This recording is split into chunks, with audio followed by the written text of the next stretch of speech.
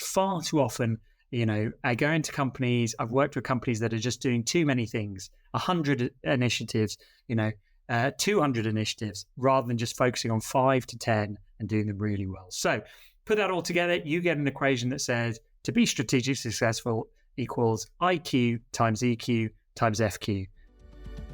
Hello and welcome back to this week's show. I am absolutely thrilled this week to be welcoming a good friend, a colleague, a mentor, a visionary, Faris Aranki from Shiageto Consulting. Now, Faris is quite amazing insofar as he has taken the model for team effectiveness and patented it into an incredible, easy to digest equation, which we'll dig into later. Faris is the face of AXA Insurance and also works with a number of large organizations globally to essentially help them build team effectiveness across their organization. More recently, he's also been working with a number of startups to share some lessons with them from the big guys into the small guys and taking those lessons from the small guys into the big guys. Faris, welcome to the show. How are you? Well, thank you, Jimmy. What an amazing intro. I'm great. After all that intro, I'm in a generic hotel here in Germany. So it's not all glamorous on my side, listeners, viewers. But hopefully I will do justice to how you introed me, Jimmy. And really looking forward to this conversation. Amazing. And no offense meant to the German population No. About being generic. It's just the hotel. It's that Absolutely. hotel. We won't mention brands because we don't want to offend anybody. So Faris, obviously, an incredible run of, you're probably the most well-traveled consultant I've ever met, but an incredible run of work around the idea of team effectiveness. And we'll come on to the equation later, but I'm interested to understand how did you end up in this type of role based on your experience and your previous employment? Yeah. Okay. Well, I'll bring it to life a bit, and I should preface this that some of your listeners may be a bit like me. A lot of my career, which I only realized later on, is because I love variety and I get bored easily, Jimmy. And maybe some of your listeners are in a similar boat. But what do I mean by that is I've been running my own firm for the last 4 years, and it's been absolutely amazing. And I'm sure we'll explore what I do in more detail. But how did I get to running my own firm, which is all about strategic effectiveness? Well, just prior to this, I was a strategy consultant for 12 years. That's the likes of the world of McKinsey, Booz, Bain, that many of your listeners may have heard of, which was absolutely amazing, right? You get solve lots of complex problems, but eventually you get bored of it. Will you believe it or not? So after doing that 12 years, I had the inspiration to start my own firm. But, that being in the world of strategy consulting really helped me scratch that itch of variety, challenge, because before that, I used to work in the energy industry, where I loved solving big, complex global problems around oil and gas. And I was in strategy in that world. But a long, long time ago, I started as a high school teacher.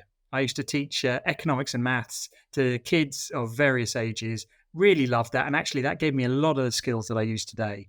And even those jobs, they've had a few more along the way, but it is a lot of driven by challenge, boredom, and just keep wanting to learn more stuff, really. So that's a bit about me. I love it. And, the overlap when we talk about burnout, one of the things that we see people who are good at avoiding burnout is that they take on new challenges and explore new things, not to the point of exhaustion, but are constantly stimulating their brains with new problems to solve and new things versus being the hamster on the wheel all the time. So I like the fact that you've probably staved off your own burnout by switching gears and changing lanes occasionally. Yeah. And now, so you work in this world of team effectiveness. That's a big topic, but you seem to have boiled it down to 3 key concepts. Walk us through what are those 3 elements of team effectiveness, and so we can understand them a little bit better. Yeah, and I think invariably this is linked with why I set up a company. So if I just go back one step into my old world as a strategy consultant, we're effectively your big brain for hire. And there may be many of your regular listeners who have dipped into consulting and know this world, that effectively you are there to solve complex problems, and the key output is you deliver a giant report.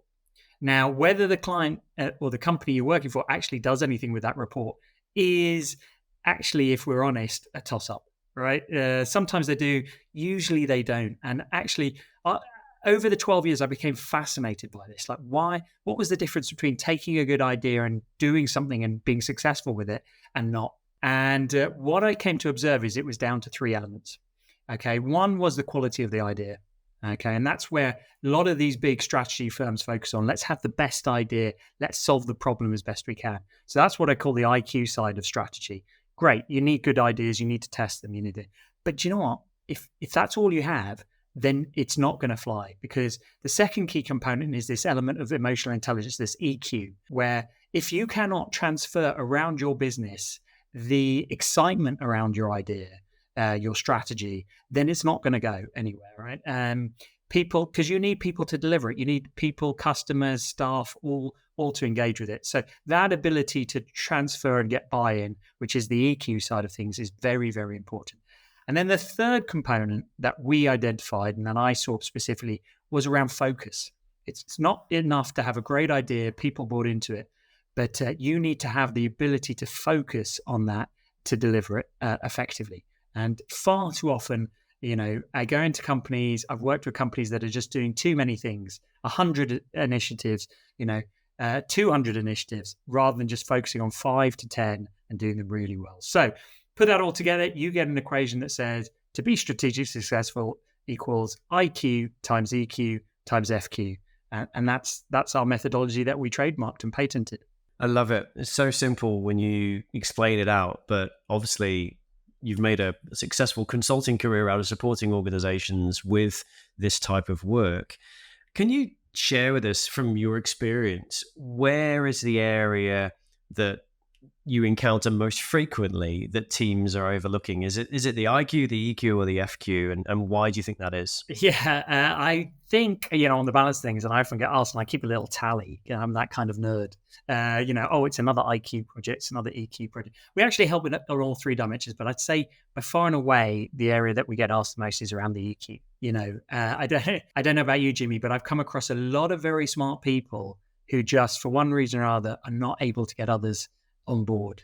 It could be because they're just too immersed in the detail. They just don't know how to talk to other people, or they just miss opportunities. So we get a lot of requests to sort of work on this area. And it's not just about marketing. It can be at the very core of team dynamics.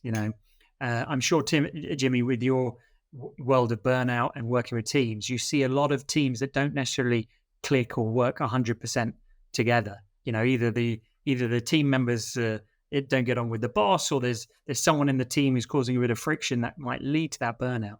And that's all an element of the EQ side of things, because if you can't be your best at work, then it doesn't matter how good the idea is, you're not going to deliver it as well as you could do. So certainly I'd say on the balance of things, EQ is the area that we get asked the most to help with. It's really interesting out of the three that you chose, that was the one that came up. And certainly from our research, we're seeing that often the lack of EQ is because those leaders and senior leaders are genuinely struggling themselves. And so they just don't have the latitude to be able to be caring, to think about change management, to maybe have empathy with those people around them, because they're on the delivery cycle operating from a place of fear themselves, worrying about budget cut, the restructure, the annual target, whatever it might be. And so those things do get deprioritized, and they do just focus on the delivery and using their smarts to get through. Yeah. Can you share with us an example of where you have encountered this lack of EQ in an organization and the kind of costs and impacts that's having on their team effectiveness? Yeah. Do you know what? I as soon as you said it, I thought of a couple, and I'm going to share a couple, but I'll do it very briefly, because I want to sort of highlight how it can happen by accident, but also it can happen by sort of intention. So what I mean by that, let's talk about the accident one. So I'm working with a small startup where the founder is an amazing guy, but he's an engineer, and his dream day is just in a lab building stuff, which is great to get the product off the ground. But he now has a team of about 60. They need a leader who communicates with them, because they've got a series of difficult choices. Should they follow A or B? There's a lot of white space in front of them. But that's just not his natural style. So he wasn't aware that by just with his head down, the team were getting more frustrated, because they weren't getting enough communication. They couldn't get clear decisions from him. And this was creating a backlog, both in terms of what should they do, but also how they felt about it. So just simply working with him and the team, but without sort of attacking him, just saying, let's create an environment where you can ask the questions of him that you want. He can see what you need from him. And sort of 2 or 3 sessions helped unlock that. And it did lead to longer term coaching for this individual who was completely unaware of the impact he was having on his team. So that one is, nice and simple, and that can easily happen when it's not your natural strength. It's not an area. But then equally, intentionally or sort of more sort of conscious, I'm working with a larger organization, a trading team in a larger organization where the personalities are very alpha and very dominant. And in fact, the boss couldn't give a damn. He actually said to me, Faris, I don't give a shit about people. Okay. I'm paying you to sort out that side of things. Okay. Because he's very honest with me, which in some ways I'm grateful for, but I'm sad as a human being that he doesn't care enough about his team. He'd rather outsource the caring element. But what was even more worrying is that attitude flowed throughout his team. They really didn't care about each other because the boss didn't care. So in that scenario, we had to use other techniques to get the team to start teaming, to unlock the value that we knew they could bring, because it was hindering the quality of the decisions they made as traders, and it could be seen in their day-to-day performance. But fortunately, we had some techniques and we helped them overcome that. But yeah, you can get 2 ends of the spectrum, and it's always fascinates me which one when you enter a company. Wow, fascinating stories, and I'm sure resonate with people out there who may or may not realize that they are struggling in one of those 3 areas. If I'm sitting as a CEO or a member of a senior leadership team and I'm thinking, well, where should we be focusing our efforts? What should we be focusing on? Could you give us a couple of insights around what would I be looking for in each of those 3 elements that might give me an indication or some sort of yardstick measure if we've potentially got a problem here or a strength area here? Yeah. So I think good barometers, and the thing is there's a bit of overlap actually. So this is where the beauty comes in. So let's start with the IQ, which is a lot of people go, well, we're very good. I always think the acid test of the IQ is how many inputs did you get? How many ideas did you get before you chose the idea that you're going with? So, if it's great you've got a strategy, but was it the only option that you had? Therefore, it became your strategy? Or did you have 10, 20, or maybe even 100 options and you intentionally picked this? Because if you only had one and you picked one, the chances are it's not a great strategy, right? It's one made out of duress or under pressure or lack of creativity. So that for me is always a good barometer of, okay, let's see. And the good news is we can always stimulate more options. Okay, I can pretty much guarantee every company. But how we do that is usually by being more inclusive. That's why I say it overlaps with the EQ. So that's a good test on the IQ side of things. So if you're out there and you've got a new idea, just go back to the sort of the thought process and see how many ideas took to get to you there. Then if we come to the EQ, how many people have you talked to about that idea? How many people have been involved in it? Now, I'm not saying that everyone needed to be there on the start of the journey, but certainly it is far easier to disseminate an idea if people have been involved in some way or another than if you've just done it on your own and you try and force them to buy into it. So how much have you actively engaged with your team, your employees, your company on your strategy or your idea is a good barometer. Now, and if the answer is it's just been me in a room, again, you're probably not in a great place on the EQ side of things. And then in terms of the FQ is how many competing priorities do you have? Just honestly look around your company, look around your own life if you're doing this on a personal basis. How many things am I trying to achieve at the same time? Again, if it's more than sort of 10, there should be a sort of a warning light going off, because it's very hard for anybody to do 10 things or more than 10 things really, really well.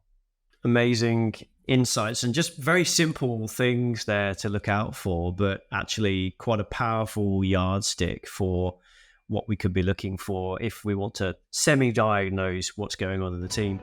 Hey there, Jimmy here. I just wanted to drop in on this episode and say an enormous thank you for all of the amazing reviews and testimonials and feedback we're getting about the Ways of Working podcast. Top 10% globally, and absolutely thrilled to be there bringing as much value as we can from the Ways of Working community to you, our listeners.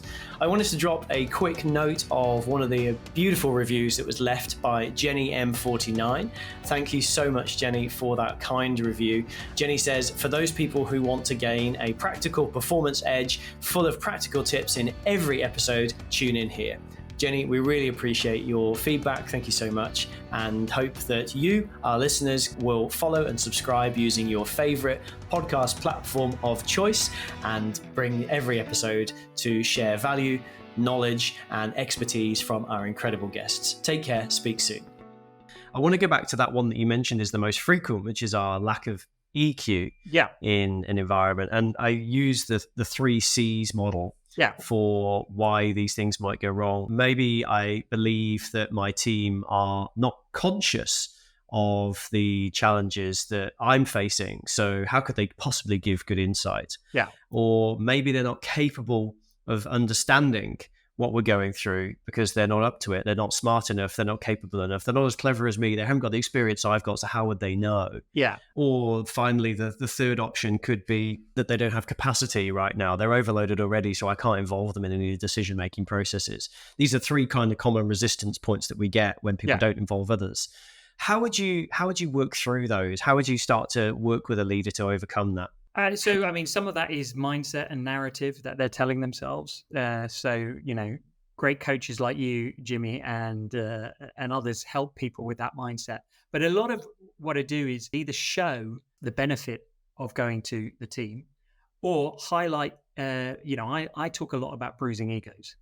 I show where there's a deficit, right? And I'm not afraid to call senior leaders out and kind of bruise their ego a little bit so that they actually go, do you know what? I do need to change my way, or I do need to influence. Now, let's bring this to life a bit. I do a lot of something called wargaming, Jimmy, which I know from your military background, you may have been involved in some wargaming from a military point of view. But in the business sense, we don't, actually go to have any combat. But what we do is stress test and bring to life strategies. Okay, it's a super fun activity. But here's the thing, Jimmy. Every time I do it, the same thing happens the first time we play it, which is we get really boring, bland answers because we just normally involve the senior team who've been thinking about the problem already, for years, and they always come up with the same answers that they've always come up with.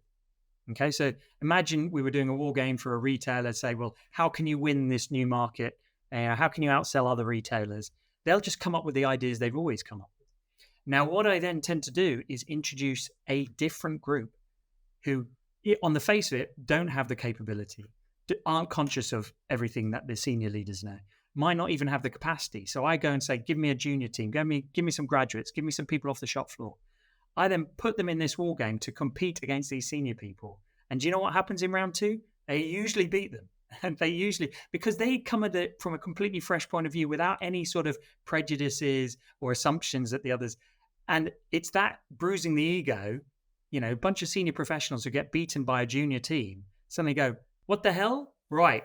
I'm pissed off now. I'm going to listen to you, Faris. I'm going to do something differently. So I'm not afraid to go a bit left field, irritate them, or, as I said, or show them the benefit and challenge those narratives. But one way or another, I'm going to demonstrate to you that some of those things you thought about your team are just not true. It resonates so much with me. I've just finished reading Daniel Coyle's The Culture Code, and one of the first things he talks about in teaming and trust is the pasta tower activity, and the how high can you build a tower out of pieces of pasta and sellotape. And generally, the teams that score the best are kindergartners, followed by virtual assistants or executive assistants, followed by students. And you work your way down to the least successful group, which tends to be executives and senior leaders, because they're all thinking about positioning and angles and politics and team influence versus just chucking ideas in the pot and seeing what happens. Absolutely fascinating example of the same thing. In terms of the wheels coming off, so often teams can go through these activities, they can really focus in on one of those three elements and improve their performance and improve their effectiveness.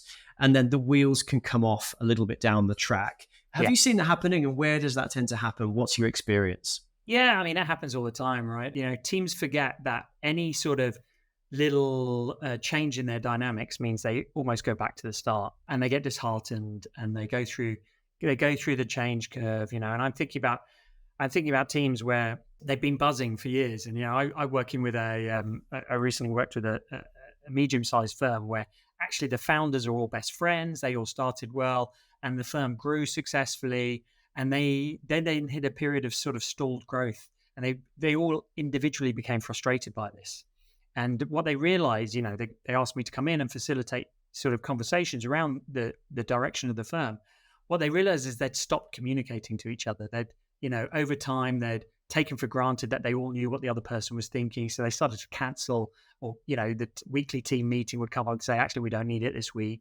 We don't. And a new member had joined, and they'd not taken the time to induct them into the senior leadership team. So it was kind of creeping up as that sort of boiling the water around them. They weren't aware. So actually acknowledging it, having a reset, having a formal, I'd get them to do some of the, hey, let's get to know each other exercise. They're like, we already know each other. I said, well, you might be surprised if you take a slightly different angle. So not being afraid to kind of invest in doing some of the things that you might have forgotten to do is always invaluable, even if it's just setting up regular coffees amongst people.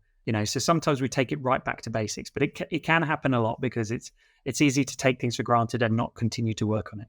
And I think, from my experience, doing a program with a facilitated piece of work and then thinking that's going to solve the problem, when actually that is almost just the start of the journey. And you need to continue those things you spoke about in the meeting, put them into practice, pressure test them to know that sometimes these things might stop working, or you might have to relook at them versus, we did the people thing on that day and now we're all good. Actually, it's a journey of work, right? And you can't just stop doing it. Yeah, it's a bit like saying, well, I got a gym membership at the start of the year. Why am I not fit? Well, you've never been to the gym, buddy, right? It doesn't. It's not enough to have one course or one.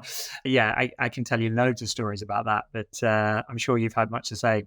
In fact, one springs to mind about a client. It wasn't even a client. It was a proposal, Jimmy. It was a proposal. I wrote a proposal for a team of how I'd help them improve their culture and work together. And what the client did, God bless them, is they took my proposal and decided to try it themselves. And then they disappeared off the face of the earth. And then obviously I was annoyed. I'm sure people out there have had similar situations. But then I was pleasantly surprised / amazed when 2 years later, the same client rang me kind of sheepishly saying, look, yeah, we did take your idea and just try to run it. But we weren't successful. So can you come in and actually do what we talked about 2 years ago?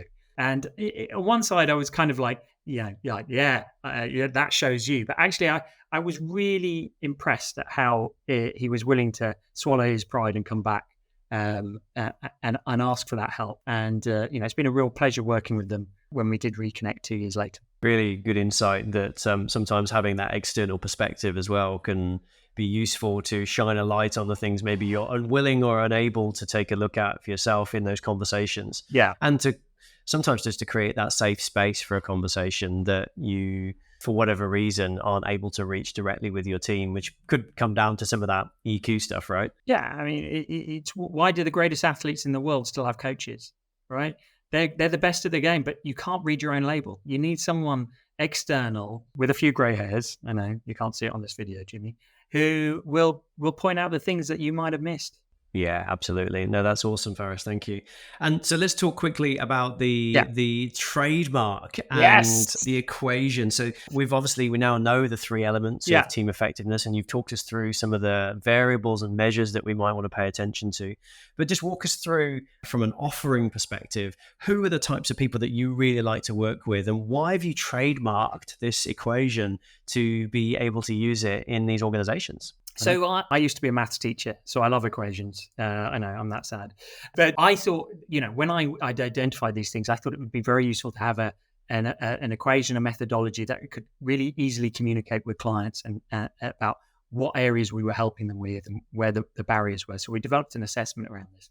And then it just naturally occurred to me I was surprised that there wasn't a trademark around focus quotient. So I went out and trademarked that. And then I thought, hey, do you know what? Just for completeness, we'll trademark the actual equation.